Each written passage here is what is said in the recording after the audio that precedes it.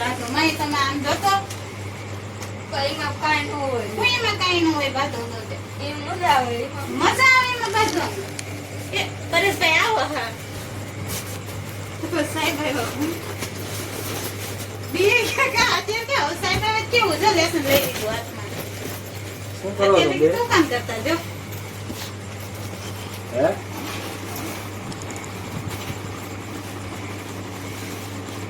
મૂક્યું છે બેને લેસન? હે ભૂમિશા મૂક્યું લેસન? તારે મનાવ મજામાં? ત્યાર પછી શનિવાર સવારની સ્કૂલ છે, 4 વાગે આપણે ટ્યુશનનો સમય છે.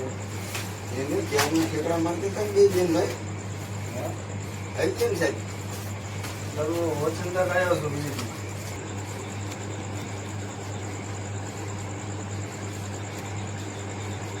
કેટલા વાગે આવવાનું ટ્યુશનમાં?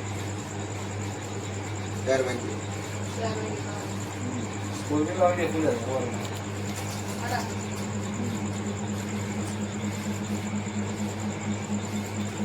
ભૂમિ કેમ કઈ બોલતી નહીં હે સીધું જીપ સિવાય ગઈ હો એટલે તો જો ફટાફટ એક લખવા જ માંડી. દેખો છે ને ભૂમિ? હે ભયા વગર જ લખવાનું, ભયા વગર. જોયા વગર આંખ મૂકી દે બહાર.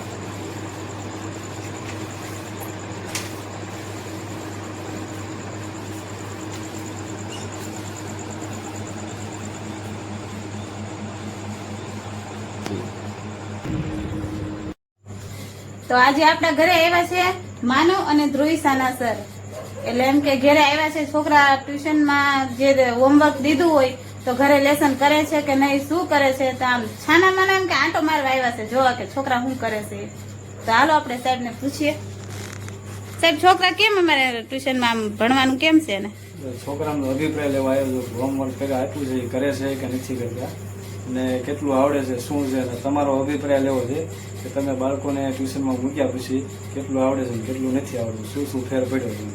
તો સૌથી પહેલાં આપણે ધ્રુવિસાને પૂછવું છે.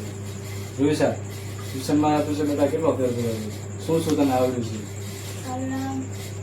કપો, પછી બીજું બારકશ્રી, ઘડિયા, એકડા, દાખલા, સરવાળા.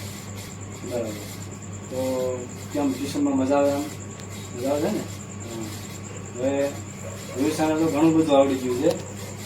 કક્કો, બારકશ્રી, એકડા, પછી સરવાળા, બાદબાકી, પછી ઘડી આવડી ગયા છે. તો ઘણું બધું એને આવડી ગયું છે. હવે એનાથી મોટો એનો ભાઈ છે માનવ, અને માનવ ધોરણ 8માં ભણે છે. તો એના જરાક આપણે અભિપ્રાય લઈએ. માનવ હવે ટ્યુશનમાં આવ્યા પછી કેટલો ફેર તને લાગ્યો આમ તારામાં? તો ભણે તો પેલા નિશાળે ભણતા ત્યારે તો બહુ હરખું નહોતું આવતું, પણ ટ્યુશનમાં ભણતા ત્યારે તો બે એકારે થઈ જાય એટલે બહુ વધારે ફરક પડ્યો. બરાબર. શું શું આપણને આવડ્યું, શું શું ટ્યુશનમાં આવ્યા પછી? ટ્યુશનમાં બનવા દાખલા, પછી એનએમએસની પરીક્ષાની તૈયારી વગેરે જેવી વસ્તુ દાખલા ગમે એવા આવડે આપણે. બરાબર. ટૂંકમાં કોઈ પણ બેઝિક દાખલો તને આપું તો તને આવડી જાય. બરાબર.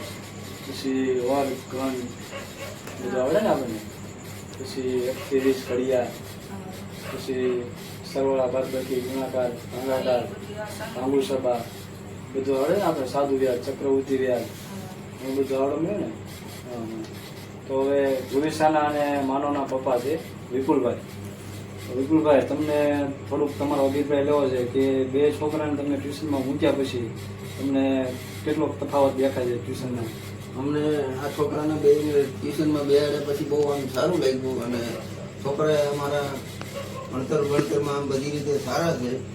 જોકે આ એક નિશાળે આપણે ભણતા હતા ત્યાં તો એક ખાલી આપણને ભણાવે જ તે બરોબર કે એની પાછળ અમે અમારી રીતે અમે એમને ટ્યુશન અપાયું કે ભાઈ આ ટ્યુશન આપે તો એના શિક્ષણ વધે એટલે એના માટે સરળતા રહે છે. ટૂંકમાં એને જેટલું આવડે છે એને એનું રિવિઝન થાય એની યાદગારી છે. અને ટ્યુશનની ફી બી બહુ કાંઈ જાજી આમ છે નહીં, ખાલી સામાન્ય 300 રૂપિયા છે. કોઈ પણ વિદ્યાર્થીને ટ્યુશનમાં જવું હોય મહાદેવ ટ્યુશનમાં તો સારામાં સારું છે.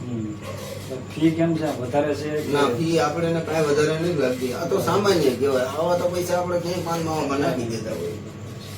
અને એની કરતા છોકરું ભણે ગણે એને થોડુંક શિક્ષણ મળે. બરાબર છે. પછી ટ્યુશનમાં આગળ બીજું અમે તમે શું અભિપ્રાય કરશો? હમ? અમે શું ટ્યુશનમાં કરાવી છે એમ? ટ્યુશનમાં તો આપણે રીતે તો આપણે એવું જ લાગે છે કે ના ના બધું બરોબર રેડી જ છે. અમારે કોઈ સગા ટ્યુશન દેવાની જરૂર છે નહીં. બરાબર છે. એમ કદાચ મારી કંઈક ભૂલ આવતી હોય તો તમે મને બે ઝડપથી કહી શકશો કે ભાઈ આ તમારી ભૂલ છે તો બાળકોમાં ધ્યાન ન દેવાતું હોય તો અંદર મને બે ઝડપથી તમે કહી શકશો. ના એવી તો હજી અત્યારે લગીને આપણે છોકરા 2-3 વર્ષથી ને ટ્યુશનમાં જાય છે પણ આપણે એવું કોઈ દી ક્યાંય દેખાણું નથી. બરાબર છે. પછી બીજા નંબરમાં અમે મહાદેવ ટ્યુશન ક્લાસીસમાં રમત ગમત કરાવીએ છીએ. હા. બરાબર, નકરું ભણાવવું એવું જરૂરી નથી. મનોરંજન છે, રમત ગમત છે. રમત ગમત કરાવીએ છીએ. એ સિવાય આપણે કોઈ વિજ્ઞાનનો પ્રયોગ એવો હોય તો વિજ્ઞાનનો પ્રયોગ પણ આપણે કરાવીએ છીએ. તો જે કોઈ બાળકોને ટ્યુશનમાં આવવું હોય તો એવી કાંઈ ફી આપણે લાંબી છે નહીં. 300 રૂપિયા મહિનાની ફી છે. એટલે નૈવત જેવું ફીથી આપણે ભણાવીએ છીએ. હમ. તો જે કોઈ બાળકોને આવવું હોય આવી શકે છે.